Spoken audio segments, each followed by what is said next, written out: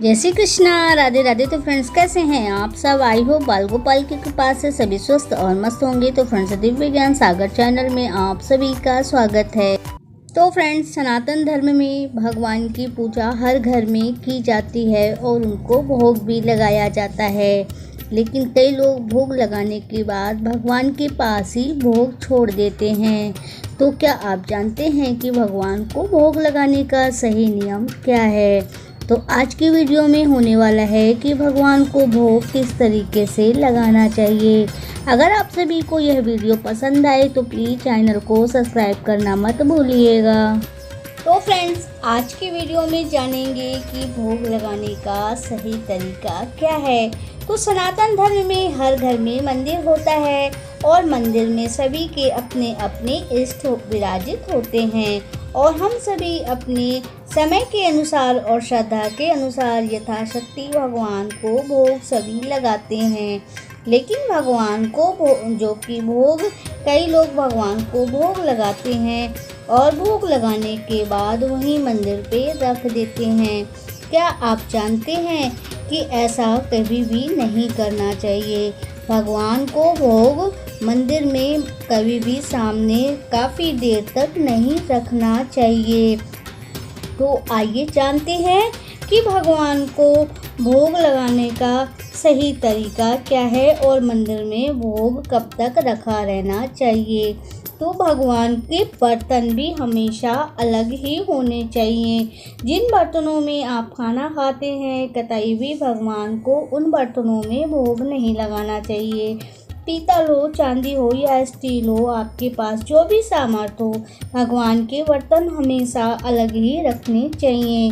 तो भगवान की पूजन के बाद भगवान को उनके मनपसंद का भोग हर कोई लगाता है और अब कोई तो अपनी रसोई में जो भी भोजन बनता है वे भी भगवान को भोग लगाया जाता है।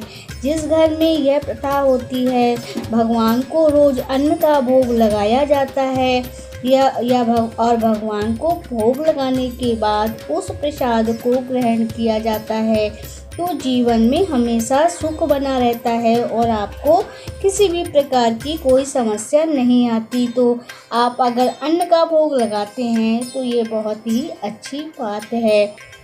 तो भोग जो कि लगाने के बाद आपको भगवान के पास भोग कितने समय तक रखना है इसके विषय में आज कुछ जानकारी देने वाली हूँ। तो भोग की थाली का बर्तन भगवान के सामने कोई भोग लगाने के बाद आधे घंटे या 1 घंटे या पूरा दिन रखा रहता है। फिर शाम की पूजा के बाद हम भोग उठाते हैं। यह तरीका बिल्कुल गलत है।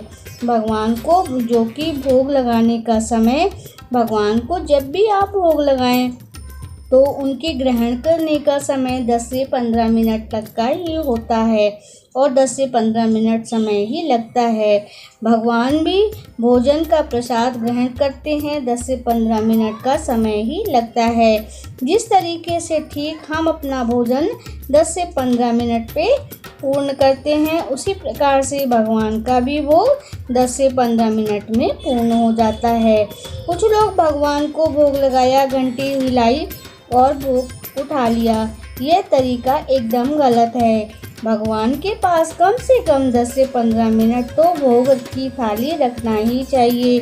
भगवान को समय देना चाहिए। भोग लगाया और तुरंत उठा लिया, यह तरीका बिल्कुल भी सही नहीं है। तो भगवान को भोग लगाएं और कम से कम 10 से 15 मिनट उनके सामने भोग की थाली को रखा रहने दें। तो इस तरीके से भोग लगाना चाहिए। ज़्यादा देर तक भगवान के सामने अगर भोग रखा भी रहता है तो उसमें नेगेटिविटी आ जाती है। उस भोग में किसी भी प्रकार के कीटाणु या कोई भी चीज़ आपके भोग में आ जाते हैं तो आप उसे तो फेंक सकते नहीं और आप उसी को ग्रहण करते हैं तो वो आपके लिए नुकसानदायक भी हो सकता है। तो भगवान को जब भी भोग लगाएं तो 10 से 15 मिनट के बाद उस थाली को उठा करके और आप उस भोग को ग्रहण कर सकते हैं। तो भगवान को ठीक इसी तरीके से भोग लगाना चाहिए। और सभी भगवान को भोग लगाने का एक अपना अलग अलग तरीका होता है। जैसे हम गणेश भगवान को लगाते हैं, माँ दुर्गा को लगाते हैं, भगवान शिव को लगाते हैं, सभी भगवान को भोग लगाते हैं। तो उनकी थाली में हम जल को उतार करके, घंटी बजा करके और अपनी आंखें बंद करके भगवान से प्रार्थना करते हैं कि प्रभु आप भोग स्वीकार करें। लेकिन हम अगर अपने नन्हे बाल गोपाल को भोग लगाते हैं तो उनके सामने बैठ करके और उन्हें निवाला दो निवाला खिलाना ही चाहिए, क्योंकि वह बाल रूप हैं, बाल स्वरूप हैं। जिस तरीके से ठीक हम अपने बच्चे को खिलाते हैं प्यार से, इसी तरीके से बाल गोपाल को भोग लगाना चाहिए। फिर उनको पानी पिलाने के बाद उनके मुख को पोंछना चाहिए और ठीक इसी तरीके से भगवान को भोग लगाने के बाद जल उतारना चाहिए और एक कपड़े से हल्के से मुख को उनके साफ करना चाहिए। तो फ्रेंड्स, यह था आज तरीका कि भगवान को हम भोग किस तरीके से लगाएं और भगवान का भोग भगवान के सामने कितने देर तक रखा रहने दें। तो आशा करती हूँ कि आप सभी को आज की यह वीडियो और जानकारी अवश्य पसंद आई होगी। अगर पसंद आई तो प्लीज़ चैनल को सब्सक्राइब करना मत भूलिएगा। और अगर आप YouTube में देख रहे हैं तो प्लीज़ सब्सक्राइब कीजिएगा। और अगर आप Facebook पेज में देख रहे हैं तो पेज को फॉलो कर लीजिएगा, लाइक, कमेंट और शेयर भी कर दीजिएगा। और हाँ, घंटी की बटन ज़रूर प्रेस कीजिएगा, जिससे हमारे आने वाली हर वीडियो के नोटिफिकेशन सबसे पहले आप तक पहुँचे। अपना बहुत ख्याल रखिएगा। हम फिर से मिलेंगे एक नए वीडियो और एक नई जानकारी के साथ। तब तक के लिए जय श्री कृष्णा, राधे राधे।